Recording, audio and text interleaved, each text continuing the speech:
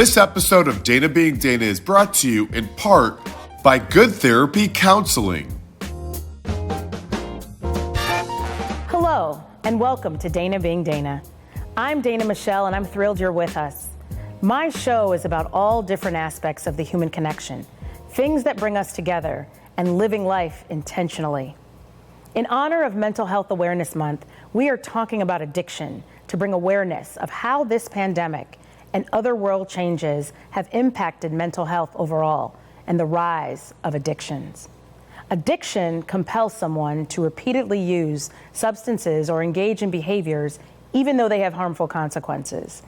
Almost 21 million Americans have at least one addiction, yet only 10% of them receive treatment.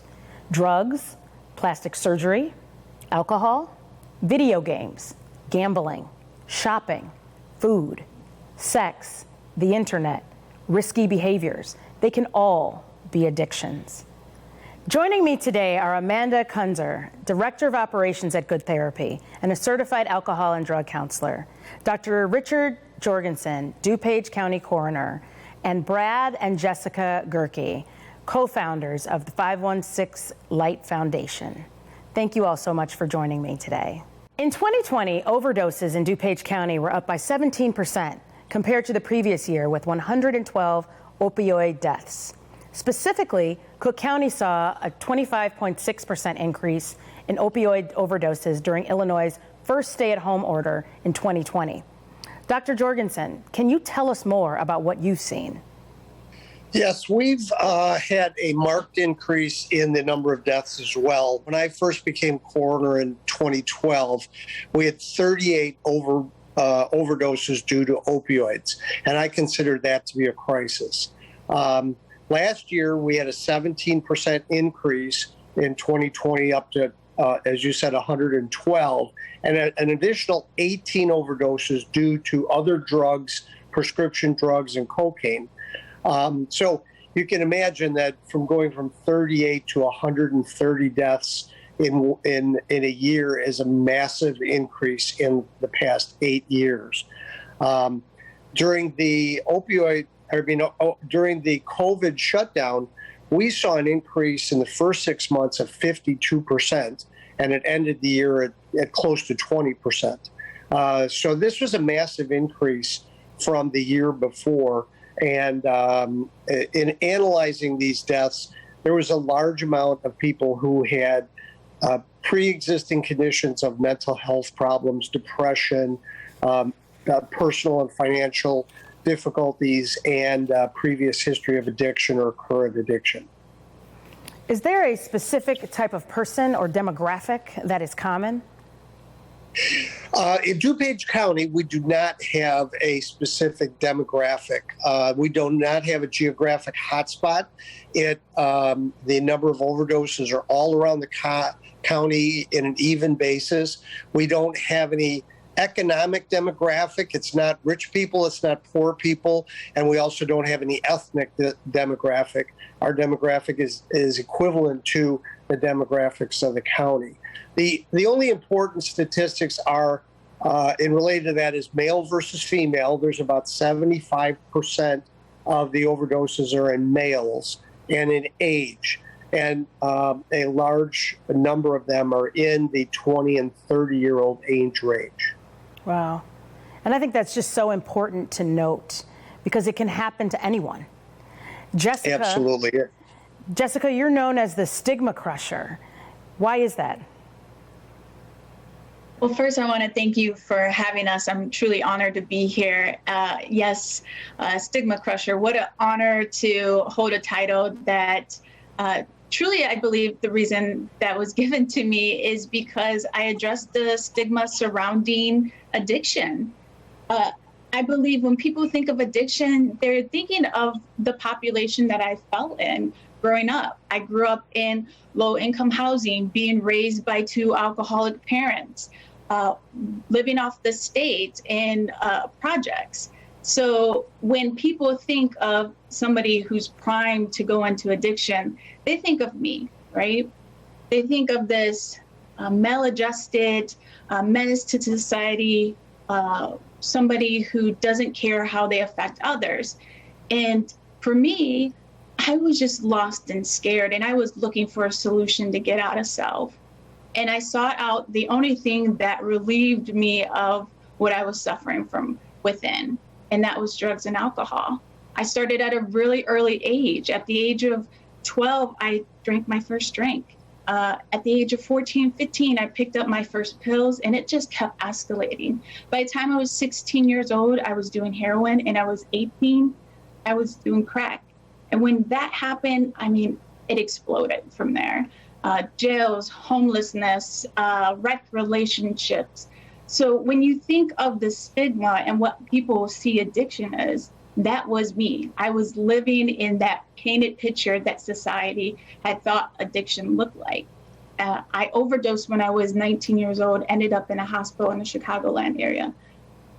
When I got to the hospital, I recall going in and out of consciousness, and the doctor standing over my bed, just disgusted.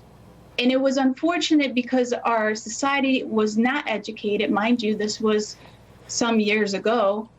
They weren't educated the way that I believe that we're getting educated to our society today. But they were disgusted. All they saw in this bed was an addict.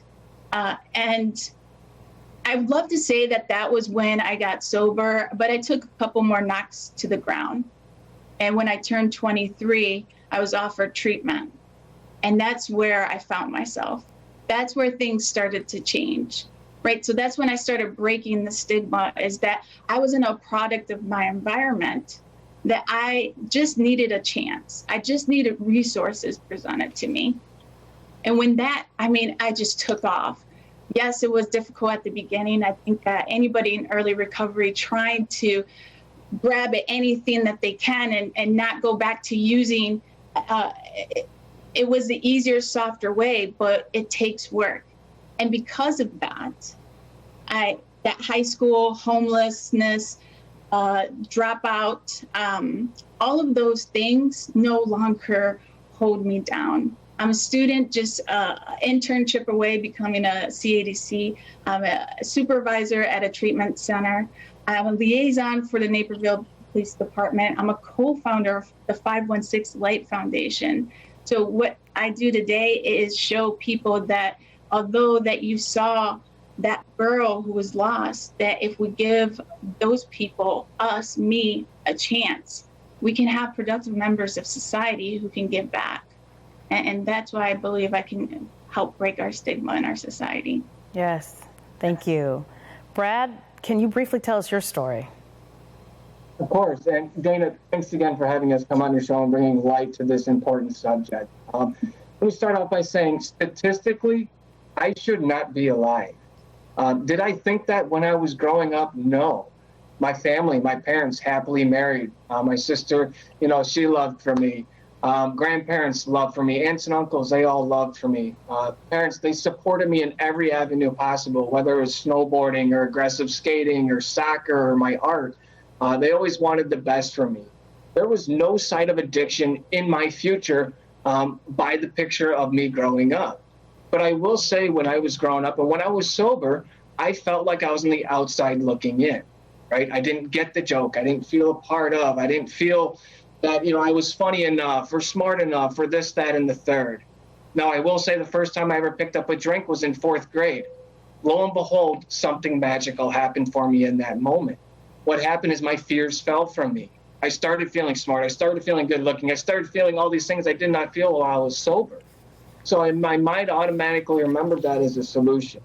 As time went on, the progression developed onto smoking weed. In high school, me and some friends, we started experimenting with harder drugs, crack cocaine, ecstasy, Xanax, opioids that were in a prescription form. Just outside of high school, we all started experimenting with heroin. At this point, when I first saw it, it was in powder form. Well, I have sniffed cocaine plenty of times before that. I've sniffed Adderall plenty of times before that. So I didn't see the harm in sniffing just a little bit of heroin because I've already done it in pill form. Now, as the progression kind of went with heroin, we started shooting. I remember the first time me and my friend, we tried to stop using together, and we said, all right, let's just go our own ways for like the next 2 weeks and we'll reconnect. He called me about 3 or 4 days later and said, dude, I feel like I got the flu. I just can't handle this anymore. I said, yeah, me too. Let's go get high just to get through this flu. Immediately after picking up those bags of heroin, threw up outside of the window and turned to him and said, Joe, I know exactly why they call it a fix. It was fixed. My body was going through a withdrawal. I didn't have the education and information of what I was actually going through. Now, I will say as time went on, throughout all of our addictions, my friends from high school, unfortunately, 8 of them have passed away as a direct result of this disease. Wow. Of an overdose, yeah. Which later on, as my disease, my alcoholism, my drug addiction progressed, I would go to overdose. I would be homeless. I would be living on the streets. I would be going in and out of jails and detoxes and treatment centers, wishing to want to stop. You could have asked me, Brad, do you want to stop using? I would have said yes. You could have given me a lie detector test. I would have passed it with flying colors. 2 hours later, I'm driving on the way to the West Side, crying, going, why am I going to do this again? So one of the things you said, Brad, was that addiction appears to be both physical and mental. Amanda, can you tell us the difference between an addiction and an occasional overindulgence? So an overindulgence is, you had that third piece of pie at Thanksgiving over, a whole big meal you already had, and you don't feel good, and you probably, if you had that choice again, you wouldn't make that third piece of pie a choice. The addiction comes in if you are feeling really bad and you still keep drinking every day. You're drinking to cover up the anxiety or the depression, to make the day a little bit more tolerable. And you keep saying to yourself, you know what? This is going to be it. I'm going to stop tomorrow. It's just been stressful at work. And then the next day comes and you're still needing to use to deal with those, work meetings or situations at home. It's just, you cannot stop. Thank you. Jessica, Brad, tell us about 516 Light Foundation, which stands for Living in Great Hope Today, and how you impact that critical moment for individuals in treatment. Jessica and I have a lot of passion for helping others and giving back to our community. The 516 stems from our home and the address that we had, where we invited people in to live in sober living. We had about 26 people that came through the house. And our success rate was pretty good with that. We took them in right off the streets or from a treatment center. Out of those 26 people, all of them remained sober except for 4 of them. Out of those 4, 2 of them came back and are still sober today. Some of the things that Jessica and I like to do through the 516 Light Foundation is obviously giving back to the community, which would include going into the high schools or talking with college students, going to community events, trying to educate, spread awareness, education, and resources. And like Jessica had talked about earlier, really breaking that stigma to addiction, to show others that we do recover from this disease. I don't want to talk too much about it because I think it's important that Jessica also talks about her experiences and why we formed the 516 Light Foundation as well. Thank you. Absolutely. Part of our journey is doing this together. And Brad, it was a dream that we came together and really did. He hit it on the head because we are passionate and we know how much it contributes to our own recovery. We really wanted to give back. And we saw that with our 516 Sober Home. Although we had to, move to the next chapter of our life, we got married, we want to start a family and all those beautiful things that life has to offer, we passed on the home. But we still want to give back. We still want to contribute to our community. And where our community is lacking is in those resources. And more importantly, it's lacking the hope, right? Our community needs to know that recovery is possible.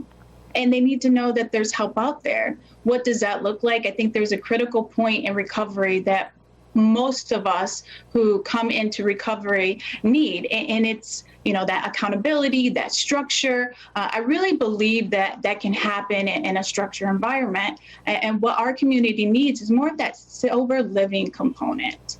Right? I think that we can help with clothing, we can help with job seeking, which kind of falls under case management in a sort or social work.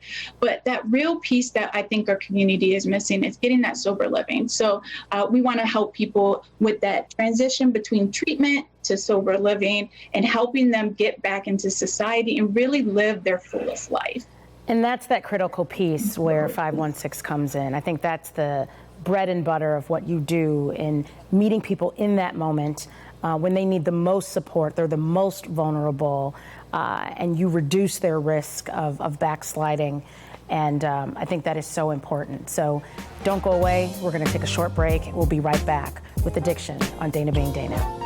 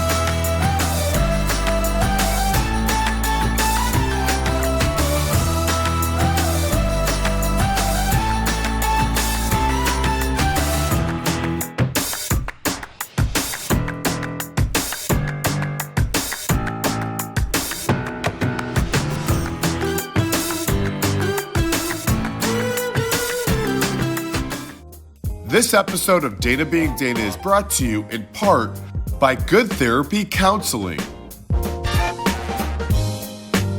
Welcome back to Dana Being Dana, where we are talking about addiction.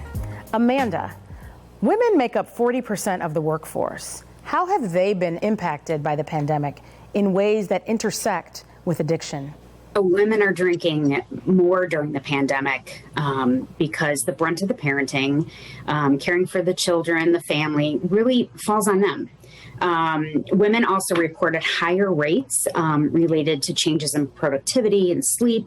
The research is still unfolding, obviously, of what happened during this pandemic, but it's showing the psychological stresses related to COVID is associated with greater drinking for women.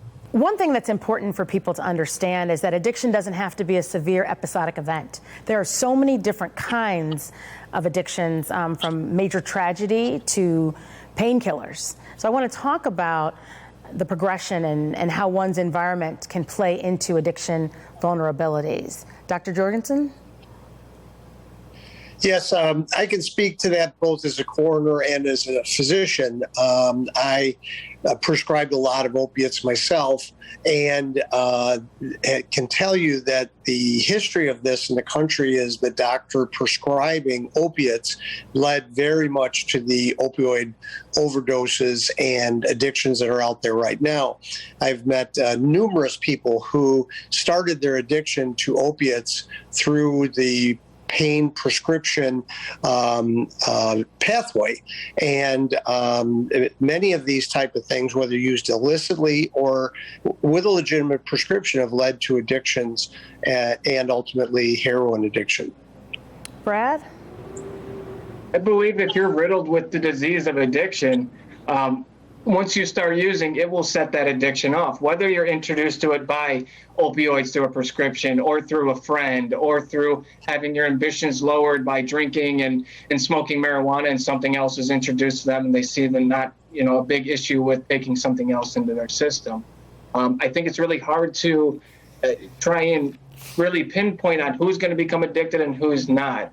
In today's world, eventually somebody will pick something up and it'll either set off that addiction or it will not. I know for myself, once I start using, my body reacts in a physical reaction to where the craving of more of the same. It's beyond my mental control.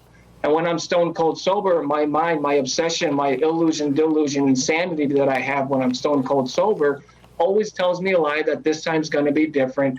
And here's how. Some way, someday, I'll be able to control and manage my drinking and my drugging. I go ahead, take the action, put it into my body, and break out more of the same.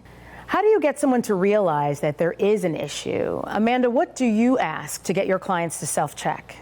It's really about the self-check, right? It's about thinking about how long could I go without having a drink? What does it feel like when I try to cut down? Am I thinking about it all the time? Am I anxious? Am I irritable? Am I snapping at family and friends? Or is it easy? Can I go 2 days without a drink? Can I go 3 days? Or Can I maybe go 2 weeks without, a substance? Just to really self-check on what that feels like in your body and in your brain, and really being honest about it, writing it down, talking about it. Whether it's a drink, Amanda, or a purchase, or whatever that activity is, whatever that indulgent behavior is, and thinking about how they feel, when they try to abstain.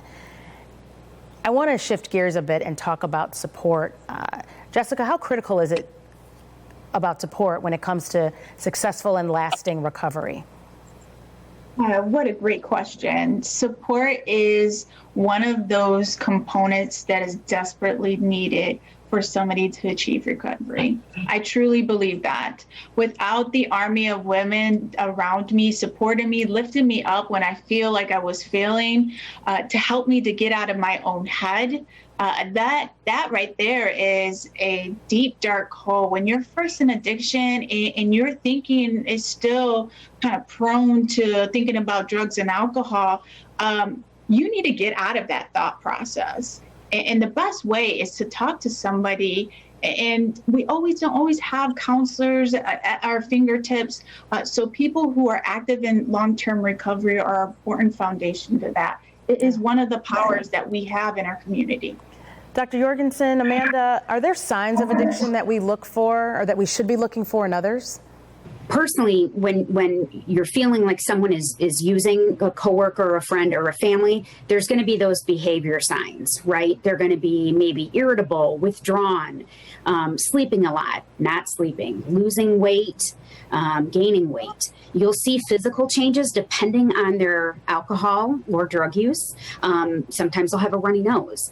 So there will be physical changes as well as behavioral changes. And as a coroner talking to families who have lost their children or loved ones, very often we'll hear people say that they didn't notice anything. And then with reflection, they'll say, you know what, I really noticed that my son changed a lot.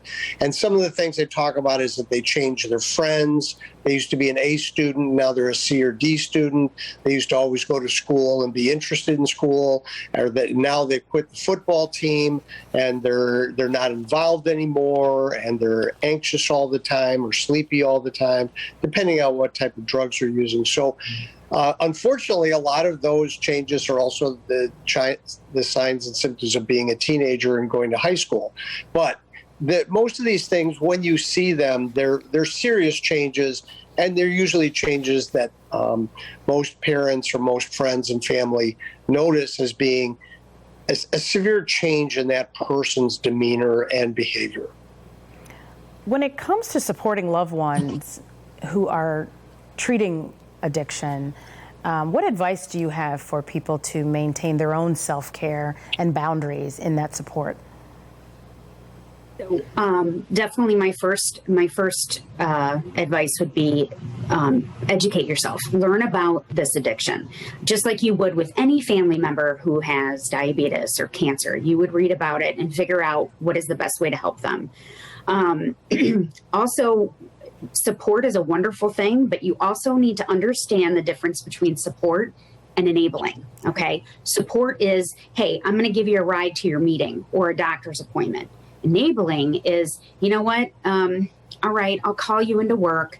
It's not a problem. I know you were up late with, the other stuff. Or, hey, you know what, I'm going to pay your bills because I know you made a mistake and you spent all your money on, the substance of your choice. That kind of stuff is enabling, and that is not helping someone who has an addiction. Get yourself professional help, right? A counselor, a treatment facility, resources can really help you, as well as support groups like AA, Al-Anon. They're there for a reason, and it's a long-standing program that has really helped a lot of people. So what would you say is the first step? Step is acknowledging that there's a problem. They need to recognize there's a problem. And you and family can say, hey, there's a problem here, and constantly bringing it up and pointing stuff out, get your flow charts out. But until that person says, I get it, it is an issue, then they can start working steps or going into a treatment place, seeing their counselor about it and addressing it. What advice do each of you have for those who may be struggling? Jessica, I'll start with you. Okay. People who are struggling with addiction, I would love for them to know or get out more in our community that there are resources, that you're not alone, that you're not a bad person trying to be good. You're a sick person who needs help getting well. Yeah. Dr. Jorgensen?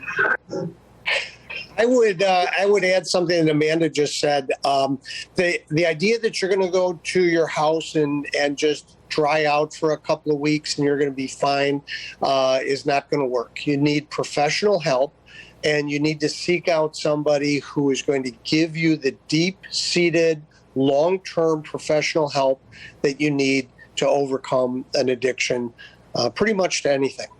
Brad? Reach out for help. Raise your hand. Say, hey, I need help. I can't do this alone.